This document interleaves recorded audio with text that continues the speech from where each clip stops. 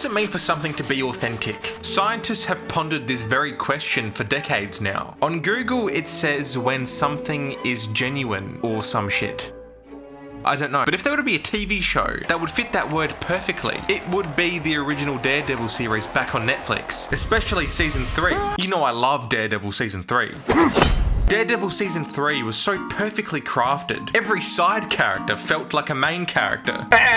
Like Nadeem, who not only had a crisp as hell hairline, goddamn, but became the real hero of the show. And he didn't even have to wear a mask, because if he did, it would have hidden his crisp as hell hairline, goddamn. There's Karen, who is crying. Agent Poindexter. Dex.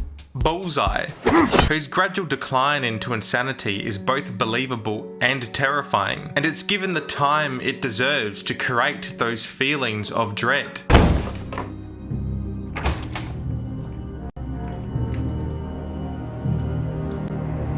It felt natural and authentic, if you will. It managed to make you, the motherfucker watching the show, feel like the city itself was actually in danger, that it was a living, breathing entity that birthed many different and complex people with many different goals and ambitions. It had risk.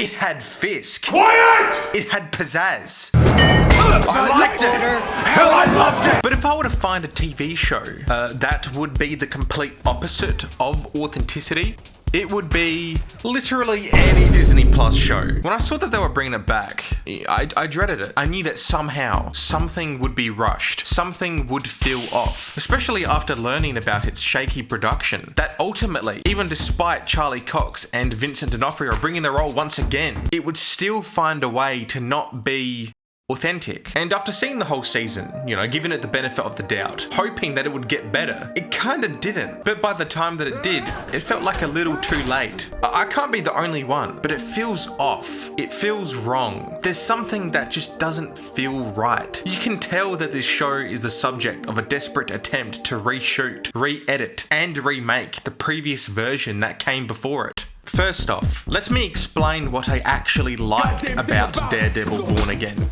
Because it's not all bad. I actually try and find the good in what I watch, rather than watch something just to hate on it. Charlie Cox. Bro can act, can't lie. He got life! Karen, for like 3 minutes of screen time, sums up exactly what she did so well in the original series, which is cry all the time. This scene with Frank Castle was pretty good. I don't know why he hates naps so much though. Dude, yeah, it's like, dude, like, the whole world's moving while you're napping, bro. I can't fuck with that. I respect him. Yeah, man, and like... Naps, I don't take naps, man. Foggy was pretty good for the 30 seconds of screen time that he had. I like this little yes thing that Matt does in the courtroom. Vincent D'Onofrio is really good as the Kingpin. We all know this. Bullseye is still really good for every second he is on screen. Just a complete psychopath. I like how he breaks out of prison when he baits Matt to knock out the tooth and he spits into this guy's face to escape. It's just crazy. I like this thing right here when Matt goes zoom.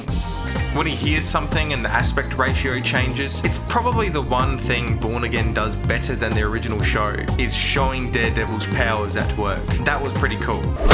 The use of colour and lighting in episode 8 was also pretty good. Something I really dig with its narrative is how it's really hammering home how Fisk and Matt are more or less two sides of the same coin. Both try to abandon their dark sides. Matt stops being Daredevil, Fisk stops being the Kingpin, but later in the season revert and give in to their true selves. And you know what?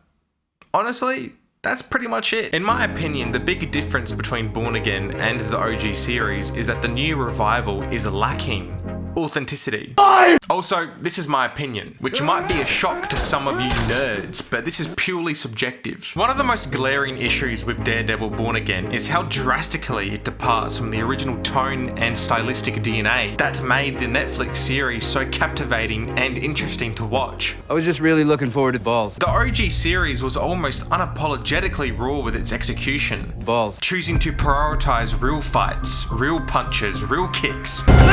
Close quarters combat with realistic choreography that emphasized impact, physicality, and consequence. Everything felt like it had weight to it, and in correspondence felt like there was actual danger, and in correspondence felt like things could go wrong for our hero, and in correspondence felt like it was worth watching.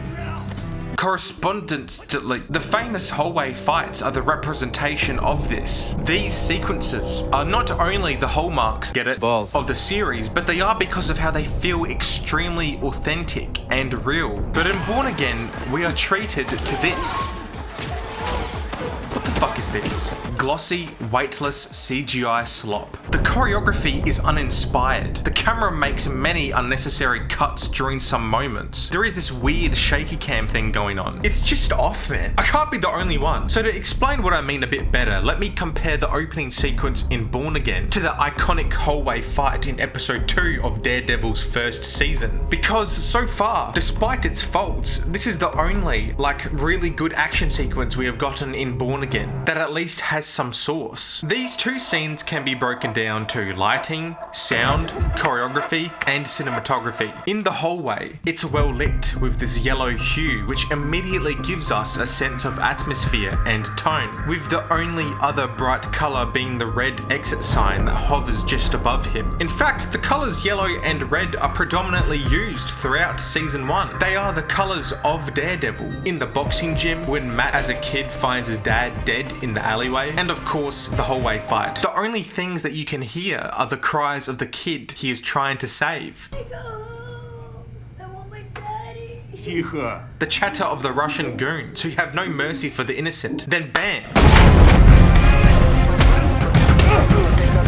He makes his entry. And what follows is a single take of controlled chaos. Oh my fucking god, he just threw a microwave into that guy's face.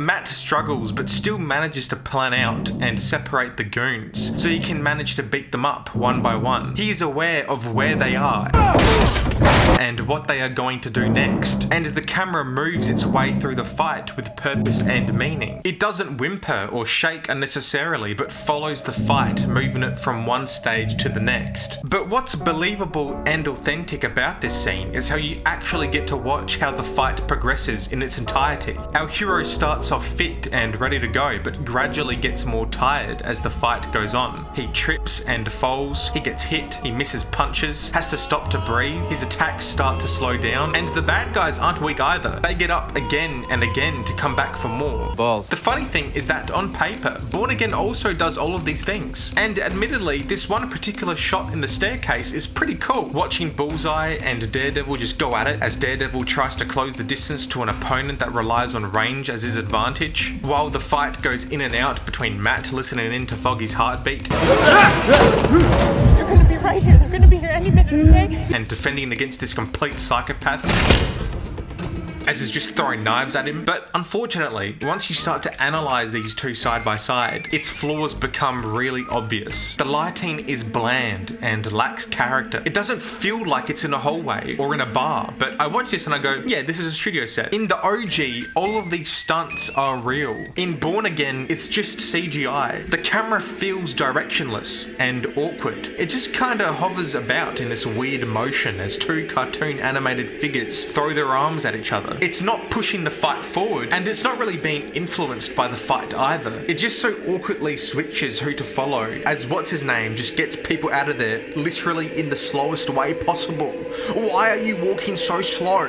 There is a literal mass murderer behind. Honestly, the best thing this fight has going for it is how Daredevil is using his baton to save people. Can't even lie. That is pretty cool. For what it's worth, they at least managed to make it passable, but it still needed some time in the oven as it pales in comparison to the original. It's not even a competition right now.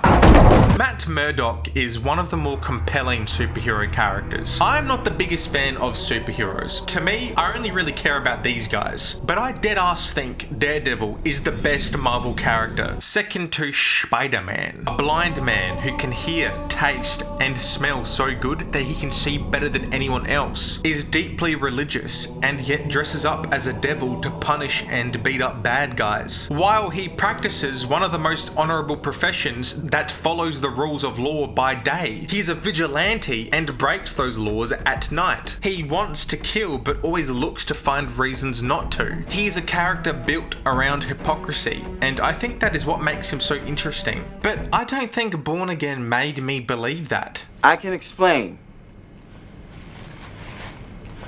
Let me explain. There is this scene in season 1 when Matt is speaking with Father Lantom about evil and if he believes in the devil. And Father Lantom goes on a monologue about how when he was in seminary, When I was in seminary, he struggled to believe that there actually was a devil. but the devil was inconsequential. And that the word Satan in Hebrew just meant adversary. The Hebrew word Satan actually means adversary. And that the idea of a single monstrous entity was merely propaganda to force people into going to church out of fear. But later he was in Rwanda during the genocide to help provide aid to the refugees. And it was in Rwanda when he learned that there is a devil. So you don't believe he exists? Am I done talking? It's genuinely an extremely well-written scene, and it's the dialogue and the acting that's pulling all the weight. It's an example of how every scene has a purpose, both thematically and narratively. In Born Again, I don't think there is a single memorable dialogue exchange between any two characters like this. Nor do I think it really attempts to delve into and explore any sort of morally ambiguous theme. Like the OG Daredevil show was hitting quotes like this on the daily. So the question you have to ask yourself is, are you struggling with the fact that you don't want to kill this man, but have to? Or that you don't have to kill him, but want to? This is purely based on my own personal experience watching this show week to week, but I seriously don't remember or can point to any scene where two characters said something actually meaningful without something dramatic happening. The only thing that comes close is when Matt and Frank get into a little heated exchange about killing people. Again. Back the hammer. For like the 5th time. But to be honest, even that to me feels a little shallow in comparison to some of what I've seen in the OG series. To me, this feels like two great actors having to pull their weight since the dialogue is kind of doing nothing here. It's just very inauthentic to me. Balls. All of this aside though, easily the worst crime this new soft reboot has committed is the structure of the season. It sucks. It's messy and all over the place. Characters are introduced with lots of importance, but have little to no explanation to justify their very existence. Muse, White Tiger, Heather, Cherry, I fucking hate this guy. I forgot her name. All of these characters just kind of rock up and act important, but don't feel important. You know, they leave such little impact on me. Muse just rocks up at the end of one episode, then he supposedly kills like 60 people because he was inspired to do so because he liked Heather. Like what? In the OG, sure it's established that Foggy and Matt have been friends for a while, but we actually see their friendship be tested and grow throughout the season. It feels authentic and natural. Fucking Cherry is just mad at Matt for no reason. Doesn't really feel very authentic and natural to me. It rings hollow and forced. Explain to me why I feel more romantic connection between this random lawyer that Matt rizzes up with his blind man Riz. Wow. It's a blind thing. You know, heightened senses and all. I can imagine wanting to know a little bit more about that. Than like the 5 episodes Matt has spent with Heather. These two have no chemistry whatsoever, and it's made to make us believe that they care about each other. I'm not buying that. In Netflix Daredevil, every episode built towards a clear thematic and narrative goal. There was the underlying notion and the surface level story. For example, in season 3, the surface level story is a guy saving the city from a fat, bald guy. But the underlying notion behind that is a man struggling to deal with his inner violent turmoil and faith. The story was cohesive and gradually built up to its climax. By contrast, Born Again feels like it's just throwing schmuck at the wall and hoping something sticks. Muse, White Tiger, cop killing stuff. On their own, all of these plot beats are interesting to explore. Muse is a cool villain. White Tiger is a cool character. Cops killing unarmed and innocent people and corruption among the justice system is a real issue that is more common than people think. But there are just too many plot lines to follow, and by the end, it felt like it was trying to speedrun at tying them all up. If you want to include a character like Muse, don't use him as a subplot, but go all the way. If you want to do cops killing unarmed people, don't use it as a subplot, go all the way. What made season 3 work so well is that Bullseye's decline into insanity started off as a subplot, but by the middle of the season became the main plot. The seed was planted and you saw it grow throughout the season. Does anyone have any questions? I gotta give Charlie Cox and Vincent D'Onofrio a lot of credit for standing up and saying, listen, what we have been doing is not working and we gotta try and save this. And they did try, but it still just didn't get there in my opinion. Look, listen, pay attention now. Ultimately, I think, me personally, Daredevil Born Again is for the most part a butchered attempt to revive something that was once great. Something that was authentic in its execution and visual style. And I sincerely hope that they have learned from the mistakes they made this season and apply those lessons to season 2. I think it sucks too because for the most part it's got a lot of great stuff going for it. I don't hate it. Actually, where the fuck is Spider-Man? I want Spider-Man!